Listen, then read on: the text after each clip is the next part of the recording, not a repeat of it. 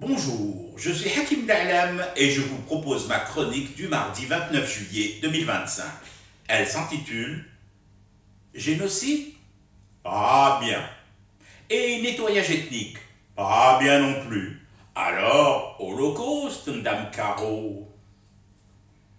Quand tu vois des gens désespérés, tu ne détournes pas le regard, tu vas à leur secours.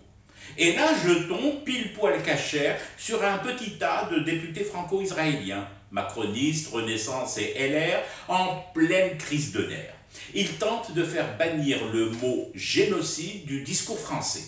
Ces élus du peuple élu estiment que les Français ne doivent plus avoir le droit de prononcer le mot génocide à propos de la Palestine. Alors, fisabilillah, gratuitement, vous me connaissez, bénévolement, j'aide et j'aide vite. D'accord, on interdit le mot génocide et on le remplace par cette expression nettoyage ethnique. Oula, calmez-vous. À peine ai-je proposé de remplacer génocide par nettoyage ethnique que les mêmes députés ont sorti de sous leurs vestons et robes des Uzi, des pistolets mitrailleurs de fabrication israélienne.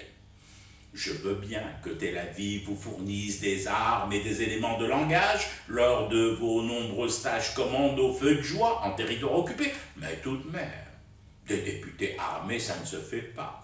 Sauf à la Knesset, bien sûr. Je rappelle que je suis là pour aider seulement. Puisque nettoyage ethnique, ça ne vous va pas comme un gant sur la gâchette, disons que vous pourriez désormais employer à la place massacre. C'est bon ça, massacre? Pourquoi la députée Caroline Yadan, sœur jumelle en postillon de Habib Meyer, a-t-elle le doigt toujours sur la gâchette?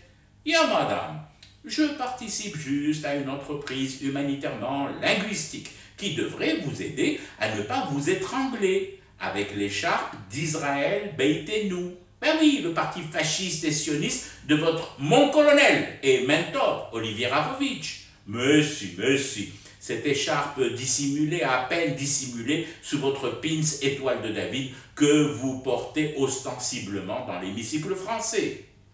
Enfin, Caro, on se calme. Range ton pistolet mitrailleur, ravale ta barbe radioactive et laisse-moi te venir en aide. Que diriez-vous, toi et ta bande de potes de la Légion kabbalistique siégeant au Parlement français, de l'expression « solution finale » ? Ça devrait le faire, ça, solution finale.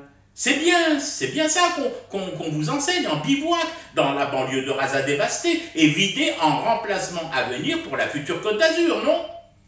Caro, je ne peux pas t'aider si tu me pointes en permanence avec le canon de ton Uzi. Tu refuses toute avancée apaisée dans le débat intersémite. Du coup, je ne vois qu'une issue, un seul compromis possible. Le matricule sur le poignet des Palestiniens, du moins ceux encore en vie, en te faisant tout de même remarquer, cher Caro, que les petits Palestiniens se tatouent déjà, eux-mêmes, leur nom et prénom sur les bras, les poignets et leur ch'ti de poitrine criblée de balles. Pourquoi? Mais enfin, pour après, pour l'autopsie. Une fois le génocide commis par les troupes de Rafovitch, une fois l'Holocauste contre le peuple palestinien, enfin acté. Je fume du thé et je reste éveillé. Le cauchemar continue.